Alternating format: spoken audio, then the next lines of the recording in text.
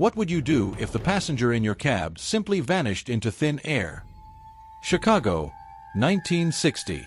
A city alive with industry, music, and stories that seemed to stretch from its smoky jazz clubs all the way into the shadows of its cemeteries. The streets of Chicago had already earned a reputation for mystery, but one stretch of road stood out above the rest, Archer Avenue. Long before this night, it was a road whispered about in taverns and living rooms. Locals spoke of a girl, always in white, who would appear along the roadside after midnight, only to disappear before reaching her destination. To some, it was an eerie story to share. To others, it was chilling fact. On this particular night, a cab driver was making his rounds, working the late shift. The city had begun to quiet, the sidewalks thinning out as taverns closed and the neighborhoods fell into stillness.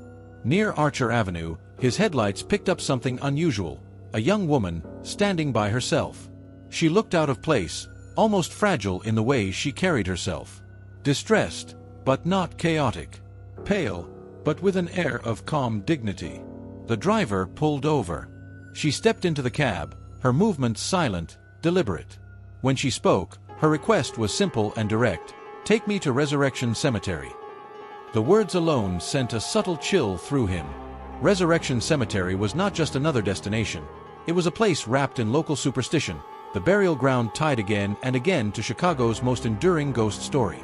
Still, he drove on, guiding the cab through the empty stretch of road.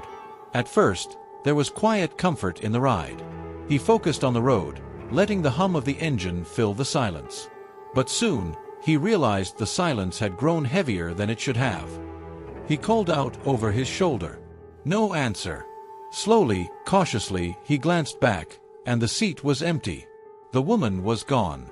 The cab hadn't stopped. No door had opened. There was no sound, no movement, nothing but the imprint of a presence that should have been there.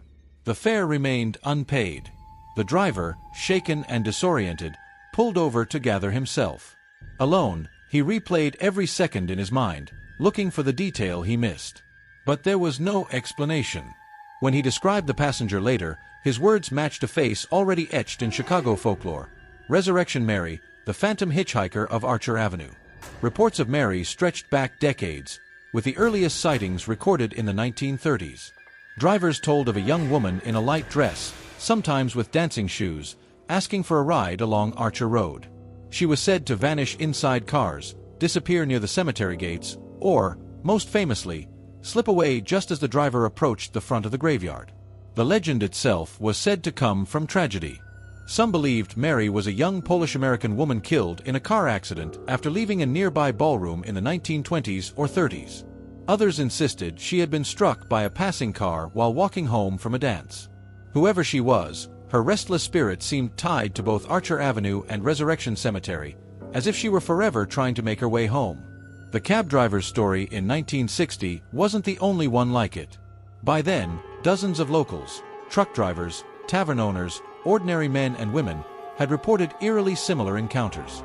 Some swore they had danced with her at the old O. Henry Ballroom, only to have her vanish mid-embrace. Others recalled seeing her walking the roadside, only for her to disappear when they slowed down to help. One driver even reported the girl had fled from his cab, running into the locked gates of the cemetery, where she seemed to melt into the iron bars themselves. The theories came quickly. For believers, this was the strongest evidence yet that Resurrection Mary was real. Her sudden vanishing act, her request to be driven to the cemetery, it all fit the pattern. For skeptics, there were other explanations. The cab driver may have been overtired, his mind weaving the local folklore into a hallucination. After all, night driving, exhaustion, and stress can play tricks on the imagination. And then, there were those who suggested something more ordinary. Perhaps the young woman was flesh and blood, slipping away unnoticed to avoid being traced, or simply to avoid paying the fare. But if that was the case, how could she vanish without a sound? How could she leave behind no trace of her escape?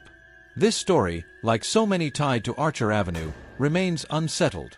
What makes it so compelling is not just one man's account, but the long chain of similar sightings.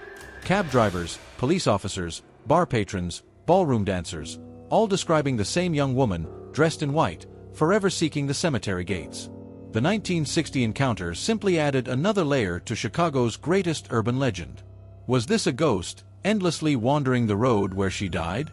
Was it the exhaustion of a working man, his mind folding into the city's folklore? Or was it something else entirely, something we can't yet explain? Was this simply a ghost story reborn in the 1960s? Or did the phantom hitchhiker walk among the living one last time? Where are you watching the video? Comment below, and if you like the video, please subscribe and like the channel. A late-night cab ride ended in blood, a torn shirt, and a taunting letter from one of America's most infamous serial killers. It was October 11, 1969, and San Francisco was still reeling from a series of strange murders that had already made headlines across California.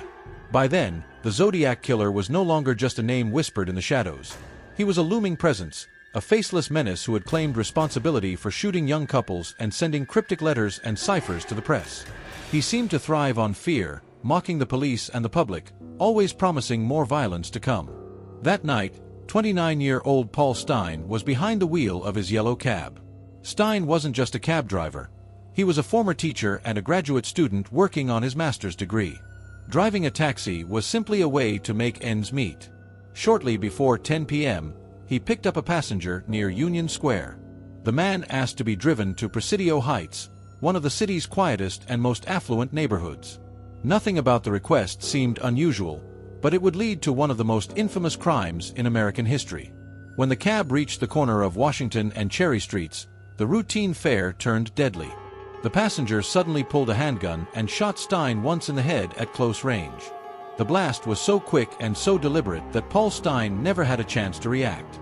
The killer then leaned over his victim, carefully removing the cabbie's wallet, his keys, and, most disturbingly, tearing a square of fabric from Stine's blood-soaked shirt. Inside a nearby house, 3 teenagers were looking out the window. They saw everything: the driver slumped against the seat, the man wiping down parts of the taxi with a cloth, and then stepping out as calmly as if he were just another passerby. He walked away without hurry, disappearing into the night streets while the witnesses dialed the police. That call should have led to an immediate manhunt, but something went wrong.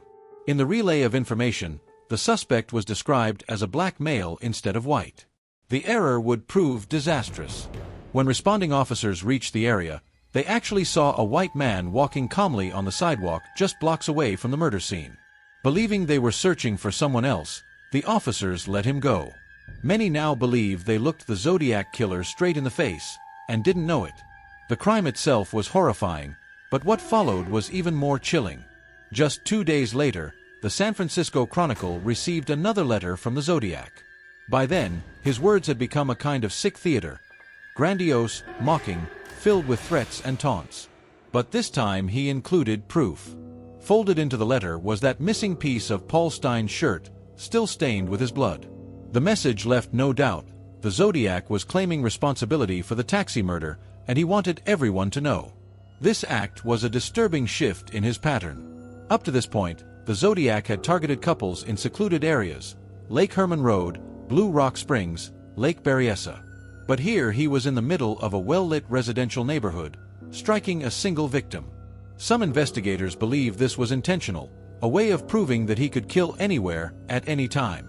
By taking a cab into a populated area, murdering the driver, and escaping despite witnesses and police nearby, he was showing just how untouchable he believed himself to be. The details only deepened the mystery.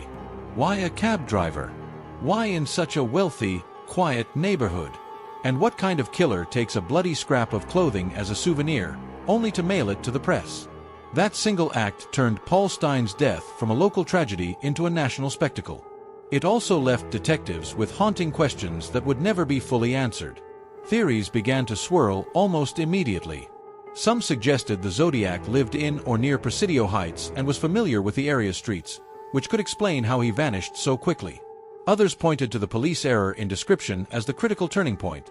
If the officers had stopped the white man they saw walking near the crime scene, the case might have ended that night. Instead, the killer melted back into the city, unseen, untraceable, and still eager to taunt those trying to catch him. Over the decades, dozens of suspects have been put forward. The most famous was Arthur Lee Allen, a man whose life and behavior seemed to match certain aspects of the Zodiac's profile. But time and again, evidence either failed to link him conclusively or outright excluded him. DNA testing on the letters has been inconclusive, and no definitive suspect has ever been charged. To this day, the true identity of the man who murdered Paul Stine remains unknown. The killing in Presidio Heights was the last confirmed Zodiac murder. After that, his letters continued, filled with strange codes, bizarre demands, and threats that may or may not have been real. But with each communication, his legend grew darker, more untouchable. Paul Stine's death remains one of the most unsettling aspects of the Zodiac saga because it shattered the illusion of safety in the everyday. Couples in remote lovers' lanes might have thought themselves vulnerable before, but now, anyone could be a target. Even an innocent cab driver in the middle of the city. With a blood-stained souvenir mailed to the press and the police humiliated, the Zodiac once again vanished into the shadows, his face still unknown. But this wasn't the only time the Zodiac killer taunted authorities. His reign of fear stretched beyond San Francisco and into some of the most cryptic mysteries in American crime history. Where are you watching the video? Comment below, and if you like the video, please subscribe and like the channel. A late-night taxi ride near one of the world's busiest airports ended in a murder that remains unsolved more than 4 decades later. George Andrews was a quiet fixture around Heathrow, a dependable cab driver in his 50s, known for his steady work ethic and gentle manners. In 1979, under the pale glow of airport lights, he began his shift as usual, patrolling the runway roads and picking up passengers. That evening, everything seemed routine, until it wasn't. Somewhere in the still of the night, George's cab came to an abrupt halt in a remote corner of Heathrow. When officers found the vehicle, he was slumped lifeless behind the wheel, strangled. His cash box sat untouched, his valuables undisturbed, an unsettling detail that silenced talk of robbery.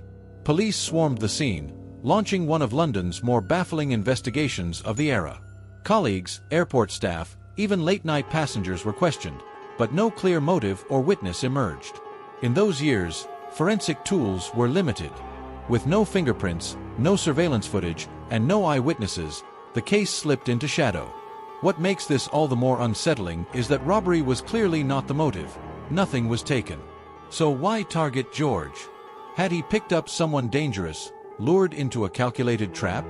Was this a personal vendetta masked as a random act? Or did the killer panic, commit strangulation in a moment of rage and vanish into the Heathrow night? Some theories whisper of organized crime, drawn by the airport's constant movement of cash and travelers, yet no evidence tied George to any illicit dealings. Others propose a simpler, chilling randomness, perhaps a passenger turned violent. And a few suggest something darker, that George glimpsed something he wasn't meant to see, and suffered the consequences. Decades later, his killer remains at large. The truth, like the night that swallowed him, remains veiled. To this day, George Andrews' killer has never been identified, leaving behind a haunting question. Who was in his cab that night, and why did they want him dead? And while the streets around Heathrow kept their secret, our next case shows how even in small towns, sudden violence can leave questions that linger for generations. Where are you watching the video? Comment below, and if you like the video, please subscribe and like the channel.